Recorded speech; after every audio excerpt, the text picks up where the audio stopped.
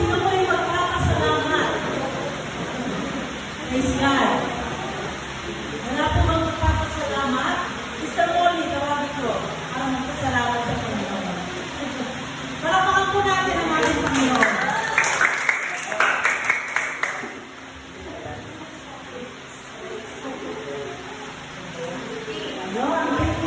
Magandang gabi sa ating lahat.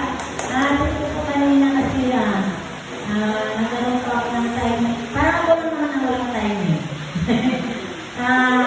Thank you kasi hindi nakasama kanina sa Tanglaw. Yun yung topic kasi doon kung paano ka mag-disciple, yung sa small group. Thank you sa Panginoon dahil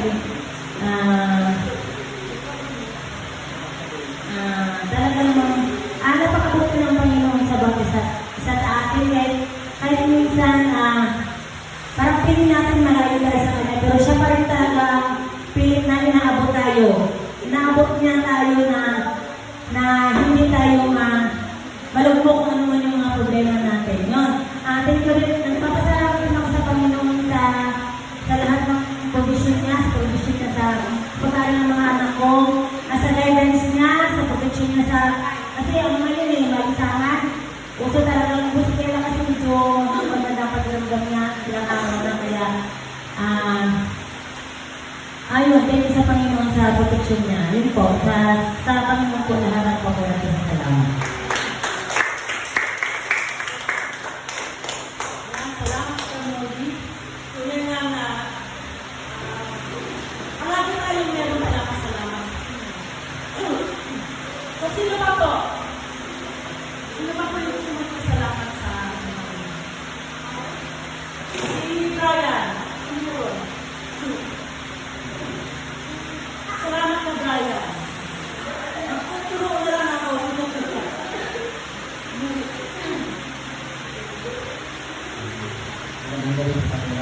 Pasalamat ako sa Panginoon sa patuloy ng bigay ng kalakasan sa araw-araw. Pasalamat na ako sa Panginoon sa binigay ng anak ng mga natanggap namin ng araw-araw.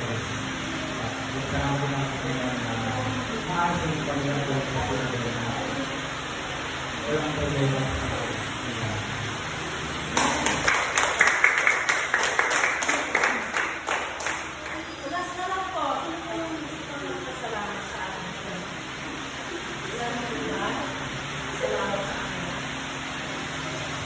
Wala na po ba? Nagpapasalamat sa Panginoon? Sa mga youth.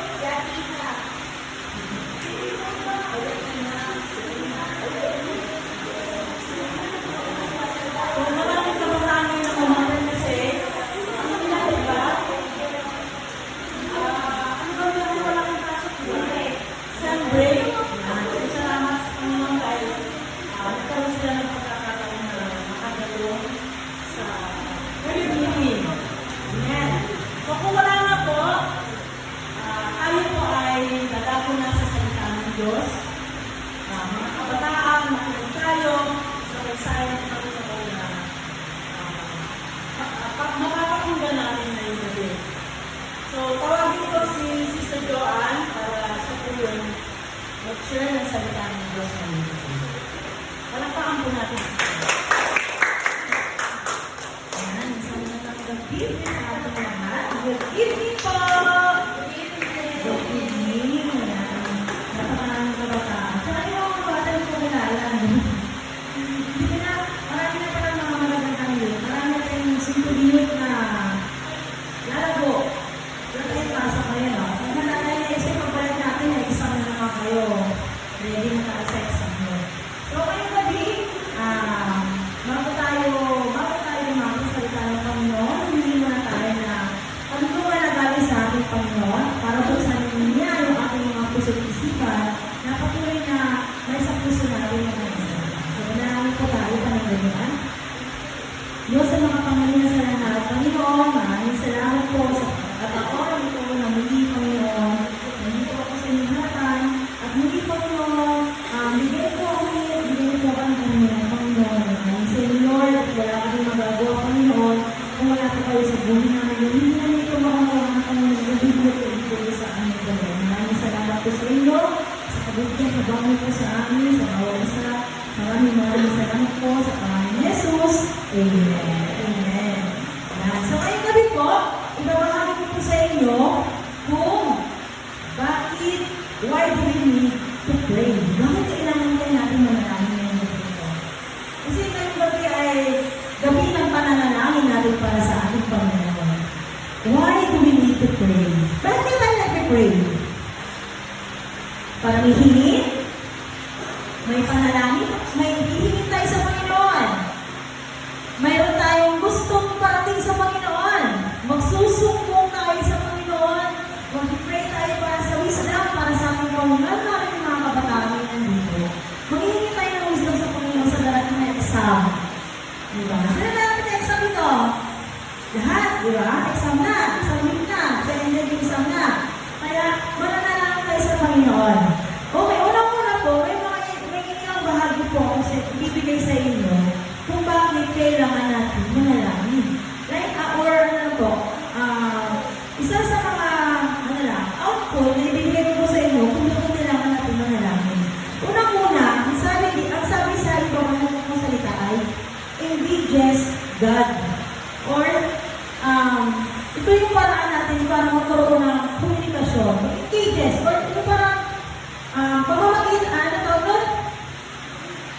Nasa isip ko lang komunikasyon, or abot natin sa ating Panginoon, pakikipag-isa sa Panginoon. Okay, buksan po natin yung aming mga Biblia sa Santiago. Yung kailangan natin manalangin sa Panginoon, sabi dito sa Santiago.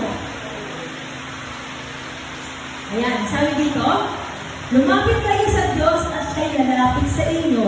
Maglinis kayo ninyong mga kamay, mga kasalanan, at pabanalin ninyo ang inyong mga puso kayong mga may dalawang pag-ibig. Ang sabi dito ni Santiago, tayo ay lalapit sa ating Panginoon. Halimbawa, paano mo makikilala ng isang tao? Baka nakita ko para sa kanya, kilala mo na ba agad siya? Siyempre hindi. Di ba? Kilalanin. O lalapit lang sa kanya, na may pagkilala tayo sa kanya, at ipakita natin i-introduce natin yung sarili natin sa kanya. Yung sinasabi ko ni Santiago dito na, lalapit tayo sa Panginoon. Magkaroon tayo ng engagement with our God. Magkaroon tayo ng engagement para sa ating Panginoon para tayo ay magkaroon ng komunikasyon sa ating Panginoon. Diba? Halimbawa, may mga kabataan na pupunta sa church natin or may ibang mga membro. Kung nakita ba natin, makikilala ba natin agad sila? Siyempre hindi. Unang-una, ang gawin natin ay lalapit tayo sa kanya at magpakilala tayo sa kanya. Doon tayo magkaroon ng engagement o komunikasyon sa kanya. Yun ang dapat gawin natin sa ating Panginoon. Kailangan natin magkaroon ng engagement para sa ating Panginoon. Pangalawa, prepare people act. O ito yung hinahanda ng Diyos na kung paano tayo kumilos para sa ating Diyos. Buksan po natin sa John 15:5. Sa John 15, ito na. Sabi dito,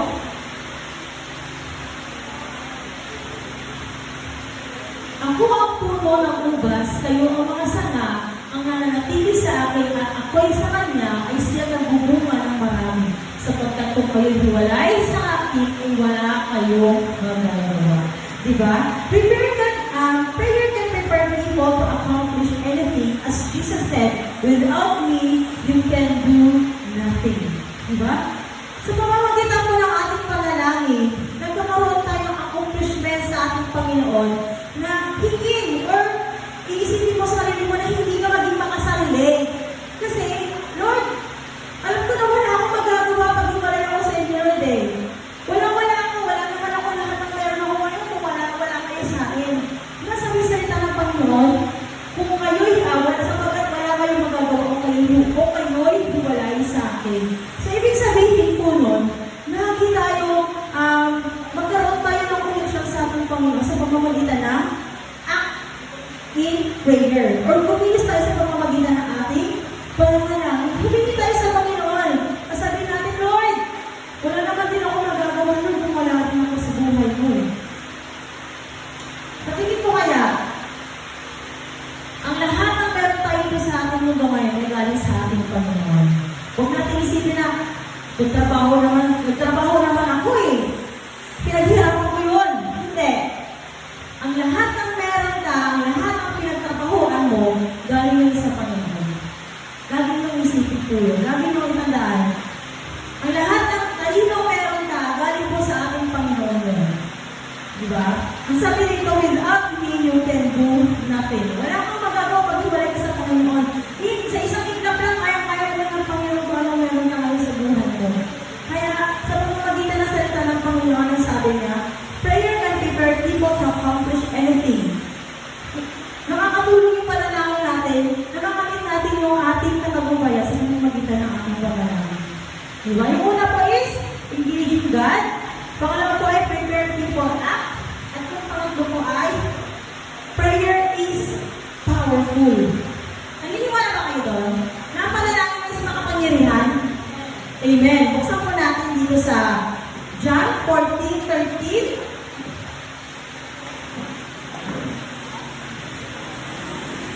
Sabi dito, at anumang hingin ninyo sa aking pangalan ay aking gagawin upang ang Ama ay maluwalhati sa anak.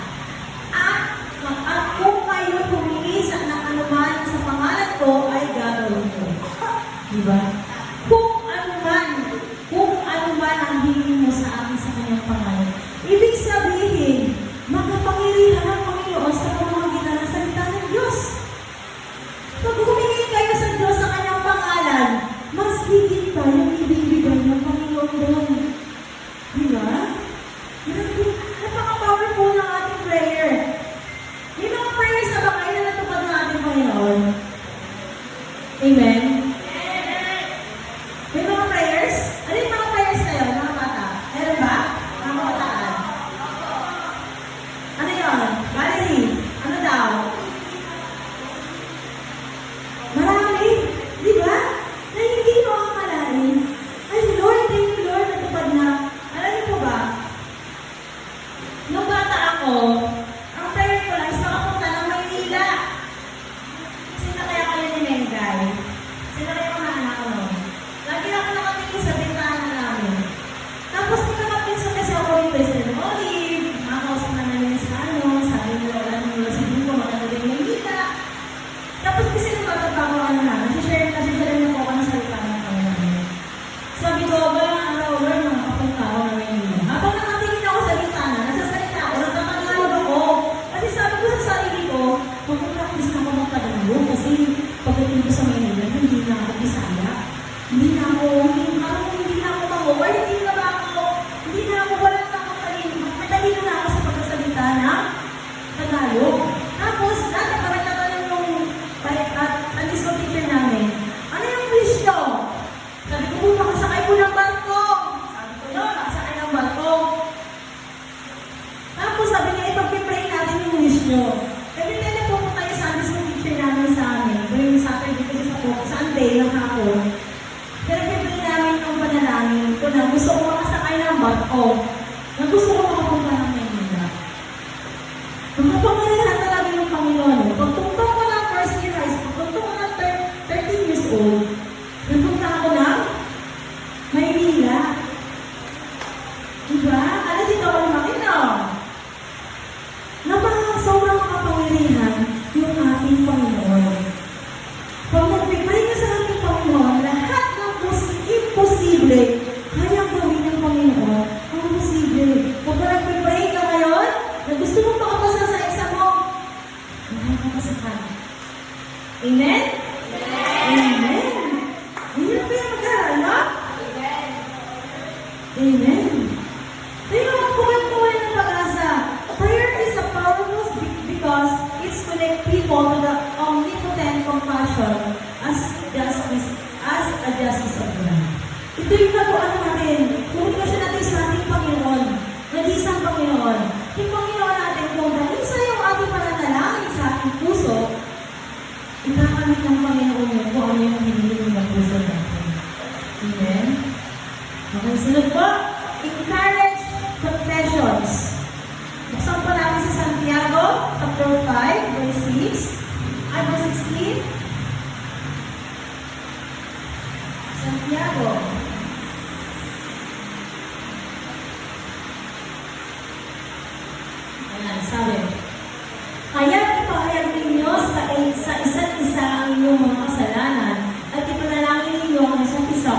ay gumaling. Ang panalangin ng tao matuwid ay makapangyarihan at mabisa.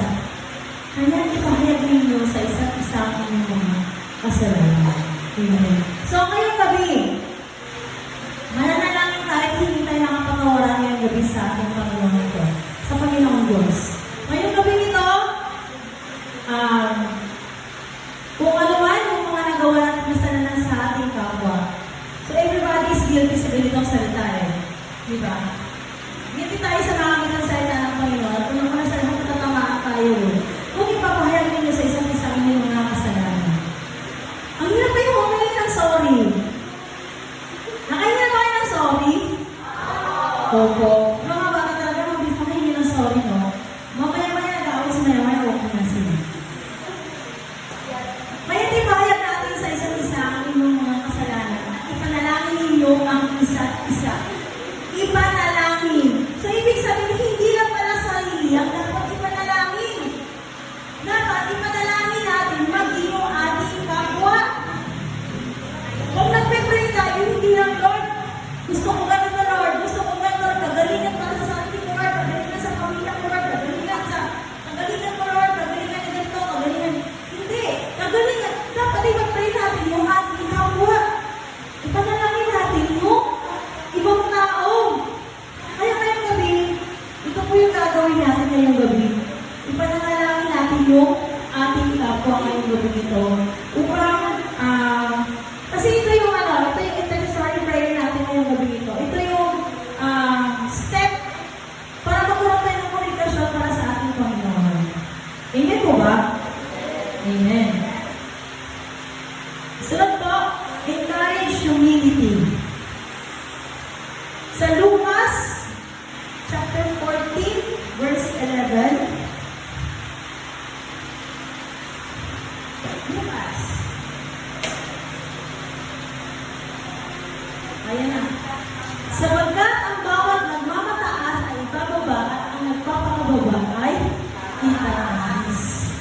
Encourage humility. Prayers helps Christians remain humble and thanking God for all that He has given them.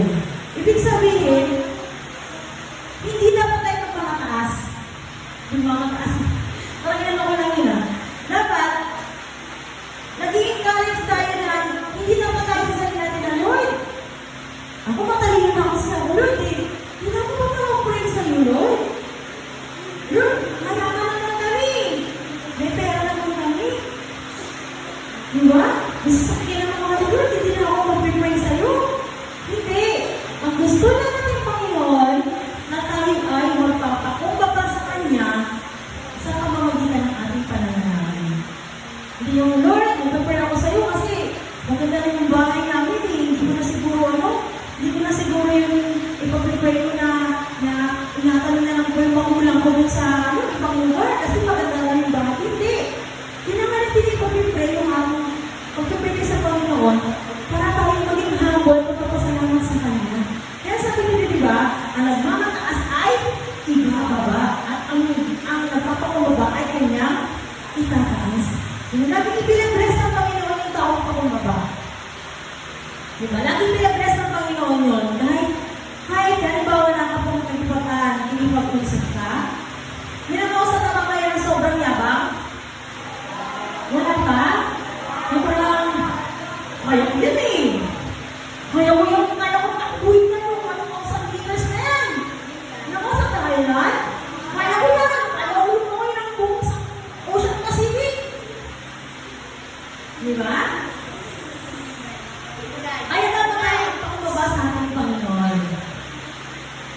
Next po, encourage intercession. Sa unang tema tayo, chapter 2, 1 Timothy, chapter 2, verse 1 to 2. Una sa lahat, ay sinasama ko na gawin ang mga paghiling, mga panalangin, mga pamamagitan, at mga pagpapasalamat patungkol sa lahat ng mga tao. Patungkol sa mga harin sa lahat ng mga nasa taas, ng kamungkulan upang tayo mamuhay at tahimik at payapa sa buong kabanalan at paggaling. So, ibig sabihin po nun, manalangin tayo sa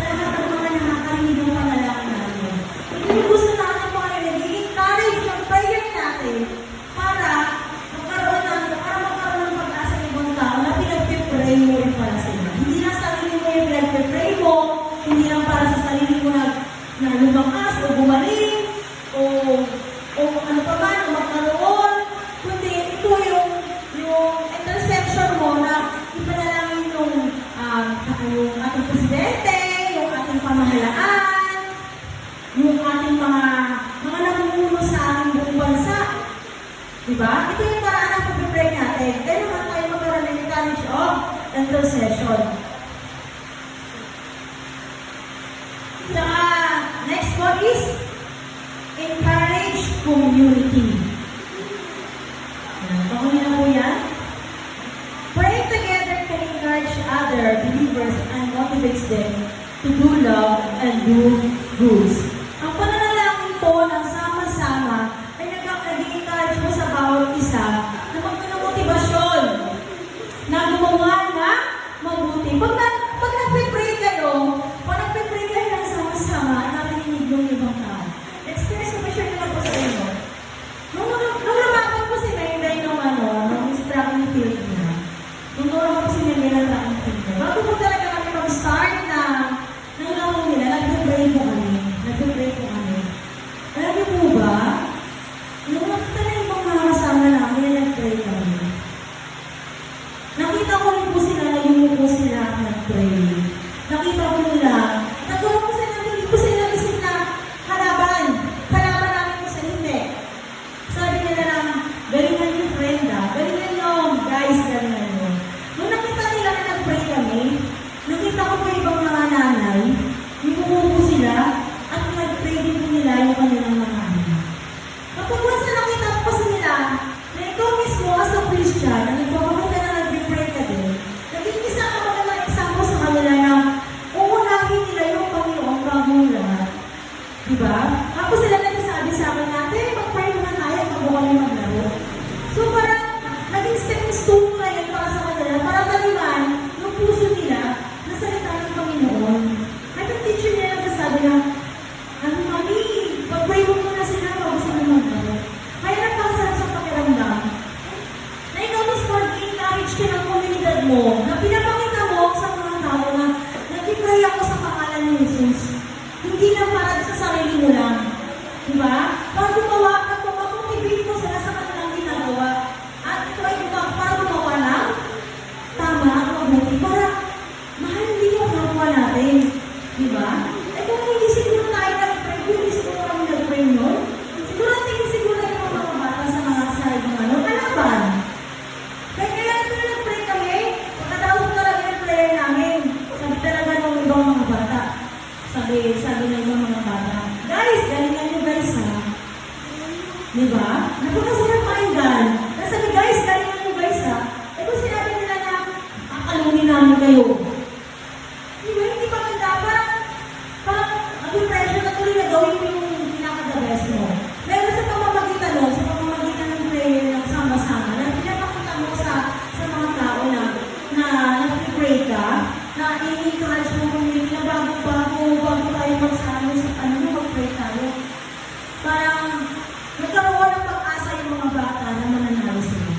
Kaya, bago mga bata, bago kayo dumating sa exam nyo, ini-encourage ko rin kayo na mag-pray din kayo, na bigla kayo magpapanimukan ng Panginoon, na makayanan nila masagot kahit kahirap na exam, alam nyo ma. Alam ko na napakahirap nun. Kaya, patuloy lang na tayo mananalo sa Panginoon. Patuloy lang tayo na magtiwala sa Panginoon. Na lahat ng ito ay wala tayo magagawa kung wala yung Panginoon. Isipin natin na yung Panginoon ang sa lahat ng meron sa atin, hindi tayo. Kaya isipin natin na ang Diyos ang lahat ng lakda ng buhay natin. Kaya ngayong gabi ito, mananalangin tayo sa ating Panginoon na pumunalangin tayo sa buhay natin. Sige po, bago ko patapusin ang ating panalangin, bago ko patapusin ang ating salita, tayo po muna ay manalangin sa ating Panginoon.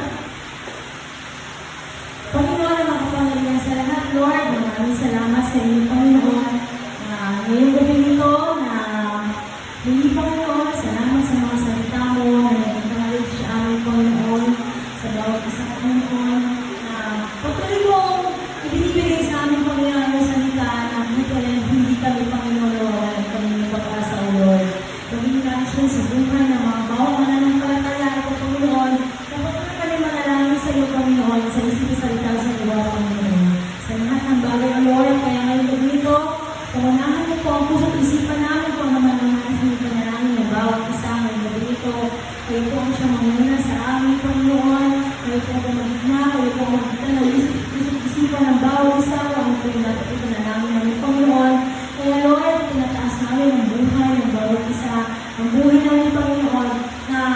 aming magagawa Panginoon at kami ay hiwalay sa inyo, Panginoon. Kaya ito lamang pinupuri namin, pinapasalamatan, Panginoon, dinadakila sa buhay namin, Panginoon, ay lamang Diyos Ama, ang mahal na lahat ang hari, Panginoon. Kayo ang aming Ama, sa pangalan ni Jesus, Amen.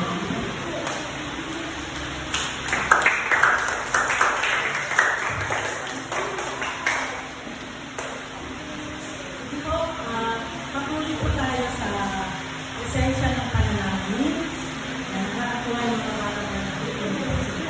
So ngayong gabi, sama-sama po tayo mag-pray.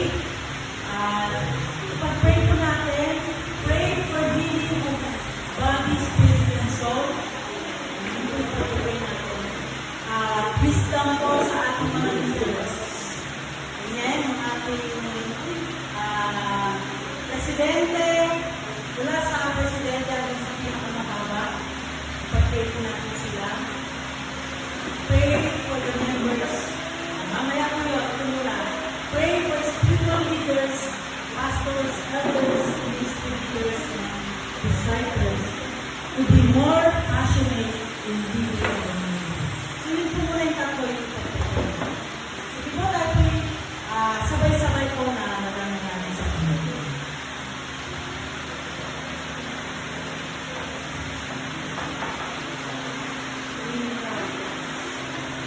Maraming salamat. Panginoon, lagi ko kami tumalapit mo sa inyo na nagpapakumbaba ang luwa. Panginoon, pray ko Panginoon na hindi Panginoon ang aming body, spirit, and soul. Lord, pagalitin ko ang aming katawan, pagalitin ko ang aming spirit, ang aming soul. Lord, salamat Lord sa pagalitin ko. Lumana ang mga karamdaman sa oras na ito. Ngayon po namin ang total healing. Salamat Lord, salamat Lord. Yes, Lord. Ano nalapit ko kami sa oras na ito ang aming mga pinuno, ang aming bansa, mula sa Presidente, Vice President, lahat po ng leaders ng aming gobyerno. Manguna ka sa kanila, Panginoon, bigyan mo sila ang muna pag-aaral. Bigyan mo sila ng mga lapit na Panginoon o Panginoon. Lord, ano man mga gusot, ano man ang mga kabulungan, ano man ang mga hindi pagkakaintindihan ng kanilang mga leaders, Panginoon, bigyan mo sila ng Islam. Bigyan mo sila, Panginoon, ng kabulungan na hindi pa sarili ang kanilang gagawin kundi para sa lahat, Panginoon, para sa ibang tao. Panginoon, nalapit ko namin, Lord, ang aming mga spiritual leaders, pastors, leaders, elders, Panginoon, lahat po ng ginagamit sa mga ministry, Panginoon, iba't ibang ministry o gagawin sa church. Lord, mamuna ka sa bawat isa, Panginoon. Bigyan po ng wisdom, Panginoon, ang aming mga pastors, Panginoon. Lord, patuloy na kalakasan, Panginoon Jesus, wisdom na pagmumula sa iyo. Salamat Lord sa iyong Holy Spirit, mamuna ka sa bawat isa, Panginoon. Lord, sa aming mga leaders, elders, Panginoon, bigyan mo po kami ng wisdom, bigyan mo po kami ng pag-ibig mo sa iyo. Hallelujah. Na mamuna sa aming komunidad. Thank you, Jesus. Hallelujah. Thank you, Jesus. Thank you, Lord. Pag-pray po natin ang lahat ng members ng Silanganan Community Centers na patuloy na tayo po ay to grow closer to God and to stand firm and faithful to God. pray for unity and love for the church. And pray for the ministry of church na ito ay patuloy na lumago, i-equip sa mga bata, sa worship team, at sa mga youth. Yun po yung ipag-pray natin. Sige po, sama-sama po tayo ng malaki. Lord God, hallelujah. Panginoon, pinag-pray po namin ang lahat ng members Panginoon ng Silananan Communities. Panginoon, hindi po namin sila mabanggit isa-isa. Lahat po ng family, Lord God. Panginoon, mamuna kayo sa bawat sa ito. Patuloy kami, Lord, na kami, Panginoon, ay lumago, Panginoon. Patuloy kami makalapit sa inyo, God. Ang mga women's, ang mga men's, Panginoon, ang mga youth, mga bata, God. Lord, hindi po ang uso ng bawat kasal. Patuloy kami lumago, Panginoon, sa aming tahanan ng nakala, God. Lord, mamuna ka sa bawat isa sa amin. Sa bawat isa, sa bawat pamilya, Panginoon, sa Panginoon Jesus. Panginoon, salamat, Lord. Salamat po, Panginoon. Nakasulit po kami makatak at maging tapat kami, Panginoon, sa inyo, God. Lord, salamat, Lord. Salamat po, Panginoon. Lord, salamat, Lord. Lord, pinag-pray po natin ang lahat ng ministry, Panginoon, dito sa church, O God. Na lahat po kami ay lumago, mag-grow ang aming pananampalataya. Ma-equip po ang bawat isa, God. Maturuan, Panginoon, at patuloy na sumunod, Panginoon, sa inyo, Panginoon. Hallelujah, Jesus. Tulungan niyo po kami, Panginoon. Lord, ituloy mo, Lord, ang aming puso, Panginoon. Kami ay patuloy na sumunod, Panginoon. Na maging disipulo mo, Panginoon, O God. Lord, salamat, Lord, sa mga bata, sa mga youth, sa mga worship team, O God. Lord, mamuna ka, mamuna ka, Panginoon, sa buhay ng bawat isa, O God. Yes, Lord, salamat po, Panginoon. Hindi lamang ministry ang aming hawak at hindi ko mo dito, Panginoon, ay maging disipulo mo, na mag-share, Panginoon, ang salita mo dito. Lalo-lalo na, Panginoon, dito sa aming community. Lord, salamat po, Panginoon. Salamat po, Lord. Thank you, Jesus. Thank you, Lord.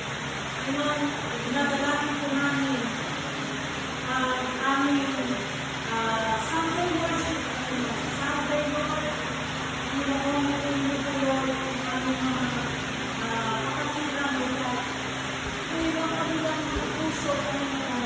Dalhin mo po, Panginoon, sila sa araw ng Sunday upang kami ay sama-sama magpuri, sumambat, Panginoon, sa iyo, O God, sa iyong dakilang pangalan namin. Maging Lord, ang aming speaker sa Sunday, ihanda mo, Panginoon, ang kanyang puso, O God. Lord, bigyan mo po siya ng wisdom na nanggagaling sa iyo, O God. Bigyan mo po siya ng tapang na nanggagaling ng mga salita. Hallelujah, Jesus. Salamat po, Panginoon. Salamat, Lord. Salamat po, Panginoon. Lord, dinadalangin po namin, Panginoon, ang land honor na si Sister Olivia Mendoza. Pinataas po namin ang kanyang buhay, O God. Tapos mo siya ng buhay ng kanyang puso, Panginoon. Lord, mamusap ka sa kanya, O God. Salamat, Lord. Salamat po, Panginoon, sa ganito, Panginoon. Na kami, Panginoon, ay dinala mo, Panginoon, sa lugar na ito. Sa iyong bahay-sambahan, upang patuloy po kami tumulog sa iyo, O God, sa gabi nito. Panginoon, salamat. Salamat po, Panginoon. Lord, we declare victory. Panginoon, pinadalangin ko namin, O God, sa gabi nito, na replay, Panginoon, sa tagumpay, Panginoon, sa kasagutan ng lahat ng aming mga prayers. Maging, Lord, pinadalangin ko namin sa oras na ito, yung mga kapatiran ko namin na mayroong mga sakit at karamdaman. Lord, pinadalangin ko namin sa oras na ito, Sister Flo, na nasa